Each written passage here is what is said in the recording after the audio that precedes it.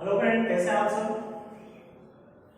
आप सबका हमारे YouTube चैनल SPCC 777 में स्वागत है। माय सेल्फ देव प्रकाश मंडल। हम अभी क्लास 12 के बायोलॉजी के जो 8 चैप्टर है उसी का अध्ययन करने वाले हैं। इसमें हमने आपको पहले कुछ रोगों के विवरण के बारे में बताए थे, जैसे निमोनिया हो गए, टाइफाइड हो गए, फाइलेरियोसिस हो गए, एलिफेंटासिस, मलेरिया हो गए। इस तरह से हम बताए हैं। अभी आपको हम सामान्य कोल्ड के बारे में बताएंगे, जो कॉमन कोल्ड है उसी के बारे में बताएंगे। कॉमन कोल्ड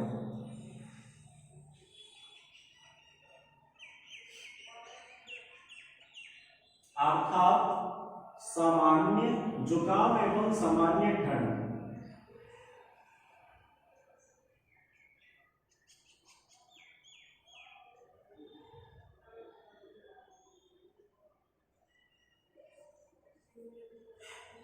सबसे पहली बात यह है ना कि हमको जानना है कि सामान्य ठंड जो है वो किस ढंग से होती है, तो इसी को सर्दी बोलते हैं।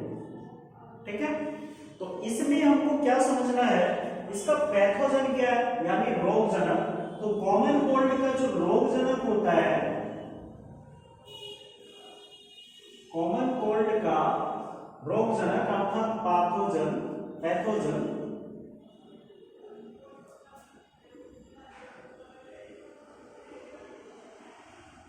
एक वायरस है।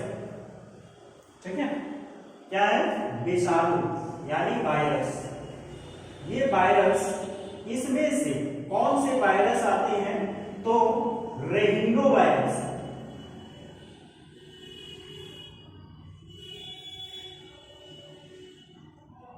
ये रेहिनो वायरस जो है क्या है, कॉमन कोल्ड का रोग जनक है। रेहिनो वायरस क्या है, कॉमन कोल्ड का रोग जनक है।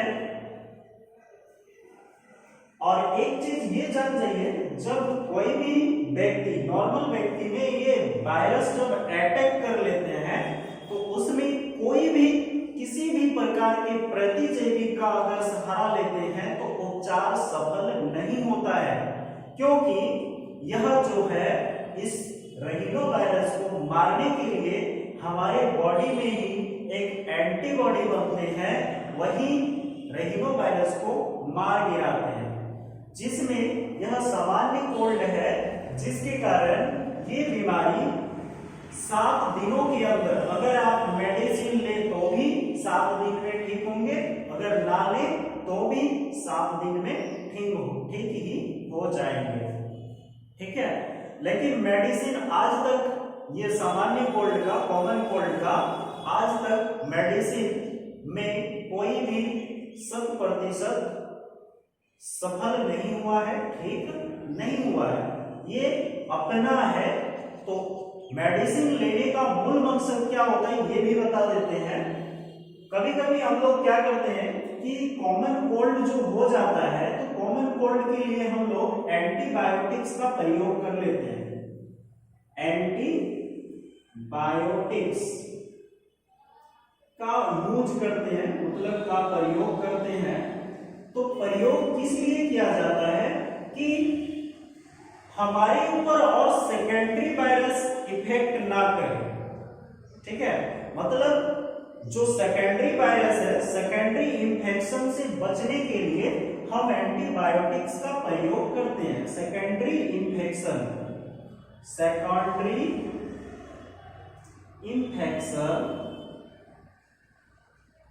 से बचने के लिए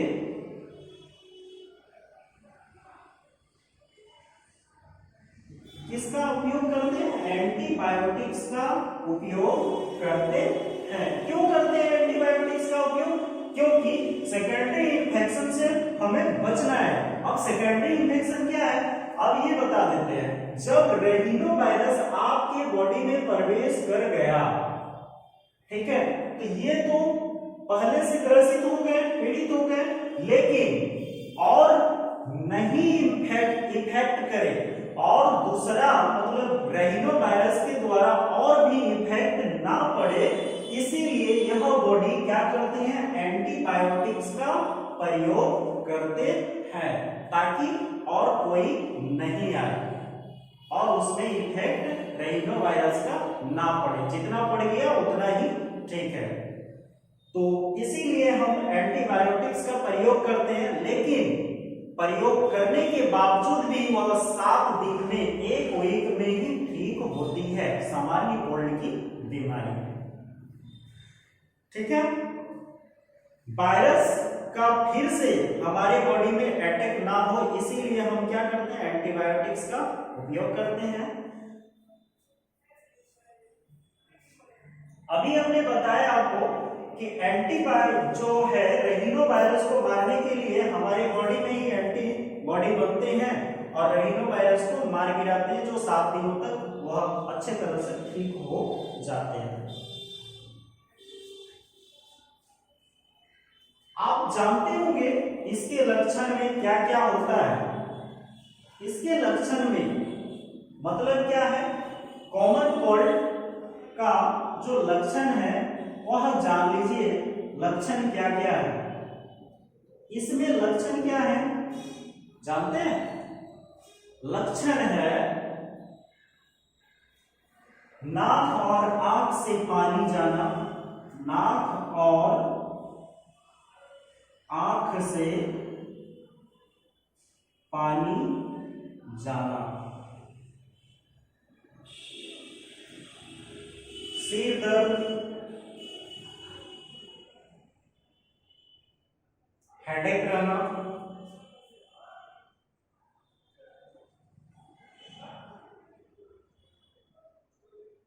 सिर दर्द होना,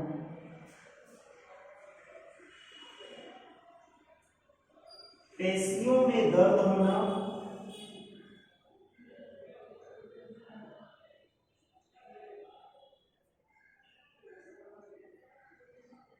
आदि। ठीक है, तो कॉमन कोल्ड का पैथोजन क्या है, रेनिनो वायरस।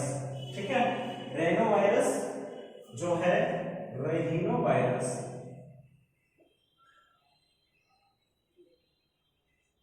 ये रेनिनो वायरस के द्वारा ही कॉमन कोल्ड फैलते हैं। अब इसमें से एक दो जो साइंटिस्ट थे वह तो इस पॉइंट को जरूर नोट कीजिएगा, क्योंकि इससे बहुत क्वेश्चन पूछे जाते हैं। तो ईसॉक्स और लिंडरमैन, ईसॉक्स और लिंडरमैन दो साइंटिस्ट थे। ये साइंटिस्ट जो कहे थे कि जब यह वायरस किसी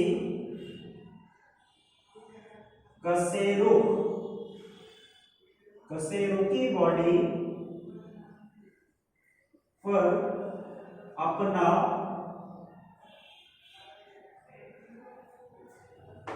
प्रवेश करते हैं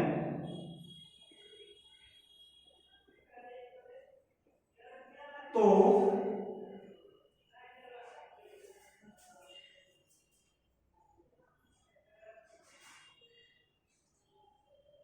कशेरुकी बॉडी के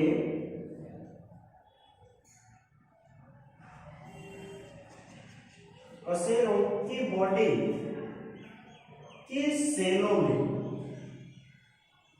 के सेल में प्रवेश करते हैं तो सेल एक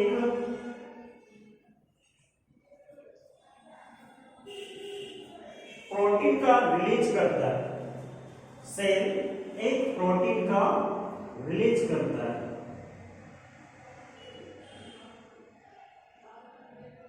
प्रोटीन का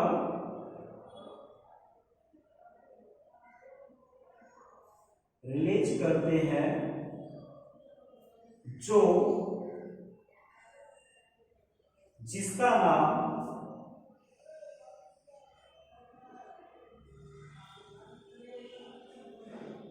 नाम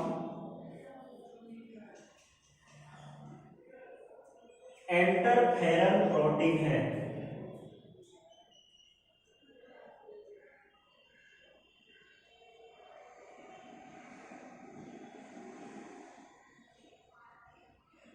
यह एक प्रकार का एंटीवायरस, इसे एंटीवायरस प्रोटीन भी बोला जाता है।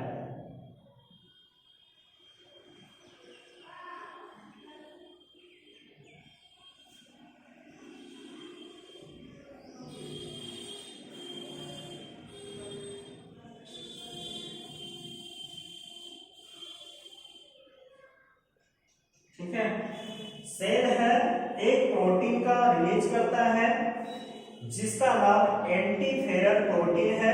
इसको एंटीवायरस प्रोटीन बोला जाता है। यह एंटीवायरस प्रोटीन, यह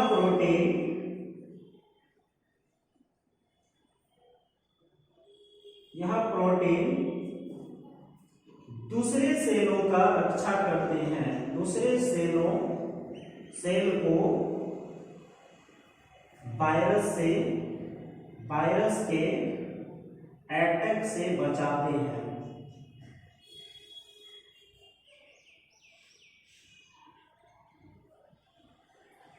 समझ गए होंगे कि ये क्या है। मान लेते हैं यहाँ पे एक कोशिका है, इसके चारों तरफ और बहुत सारे कोशिका हैं, और ये सारे कोशिका जब ये राइनोवायरस जो है, राइनोवायरस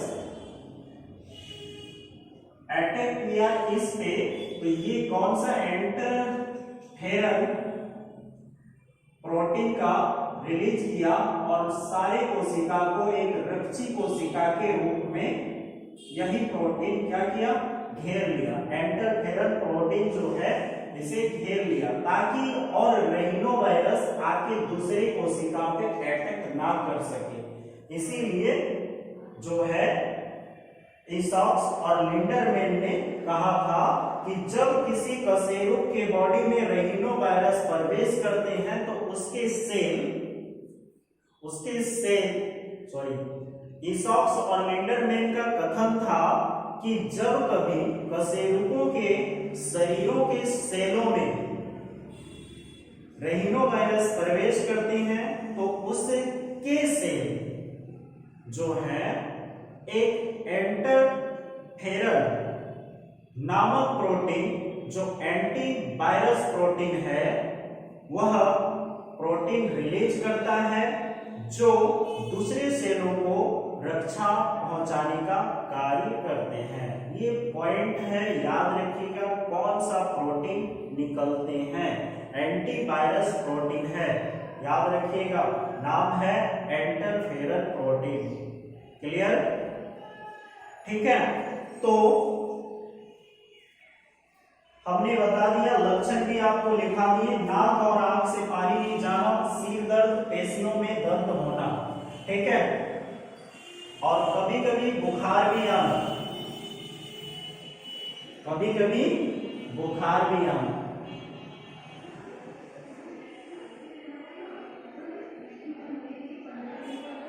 ये थे कॉमन कोल्ड का लक्षण। अब हम चलेंगे चिकनगुनिया में, ठीक है। अब चिकनगुनिया का अध्ययन करेंगे।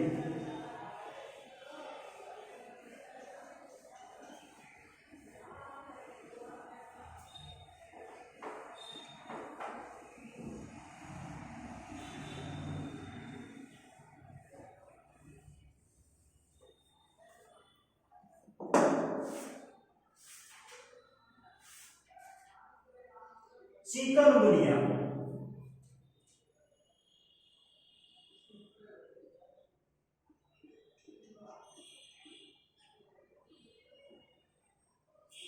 चिकनगुनिया एक ऐसी बीमारी है, ऐसा रोग है जो पेशाब से फैलता है, ठीक है।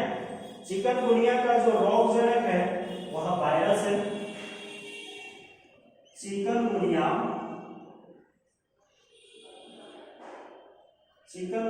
का रोगजनक वायरस है।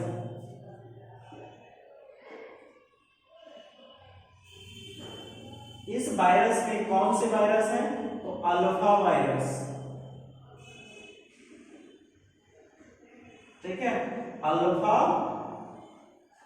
वायरस। ये वायरस से चिकनगुनिया की बीमारी उत्पन्न होती है, ठीक है।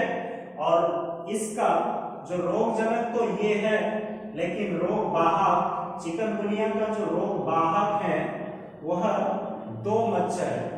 क्या क्या है ये जान जाइए। एक है टाइगर मच्छर या एडिस एजिप्टी मच्छर।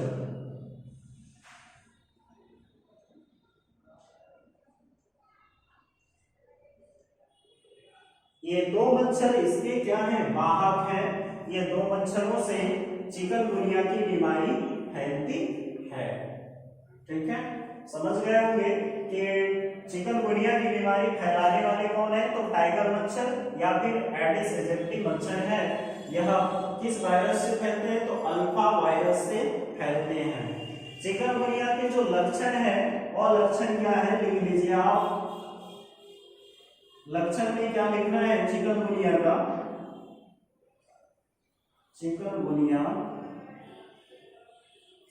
का लक्षण। नंबर 1 में लिखिएगा आप, जोड़ों में दर्द होना, जोड़ों में दर्द होना। नंबर 2 में लिखिएगा अल्प निद्रा।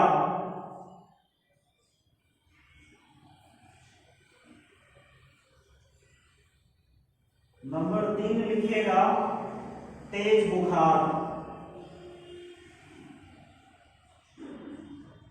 इत्यादि।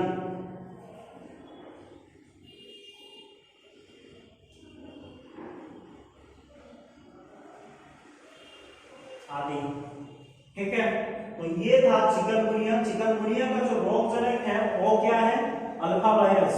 याद रखिएगा, चिकनगुनिया का रोगजनक कौन सा है? Alpha virus. और रोग वाहक कौन सा है? टाइगर मच्छर या फिर एडिस एजिप्टी मच्छर, जो रोग वाहक है। आपको एग्जाम में बस यही पूछा जाता है, रोग वाहक और रोगजनक। लक्षण तो नहीं पूछेंगे, ठीक है। कभी कभी पूछ भी सकते हैं, ऐसी बात नहीं है कि लक्षण नहीं पूछ सकते हैं। लक्षण पूछे, एक उठा के दे देगा कि अल्प निद्रा किस बीमारी में होती है, तो बताना है चिकनगुनिया में होती है। ओके, चलिए नेक्स्ट। इसके बाद हम बताने वाले हैं आपको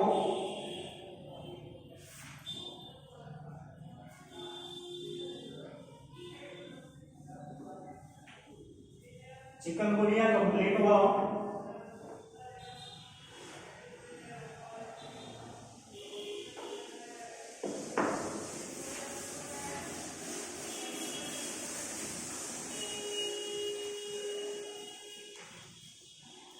स्वाइन फ्लू के बारे में, ठीक है। तो स्वाइन फ्लू के बारे में अब हम बताएंगे आपको। अभी स्वाइन फ्लू भी एक बीमारी है जिसका रोगजनक जो है वो पैथोजन जो है वायरस ही है। तो स्वाइन फ्लू,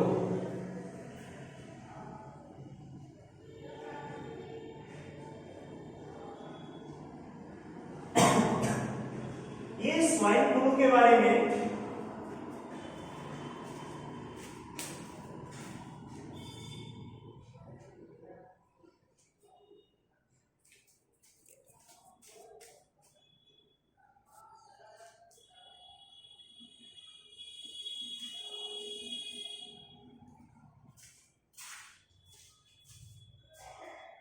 कुछ टेक्निकल समस्या आ जाने के कारण हम जो है अभी वीडियो को ऑफ कर रहे हैं। पुनः दोबारा वीडियो को बताने वाले हैं स्वाइन फ्लू के बारे में। Thank you for watching.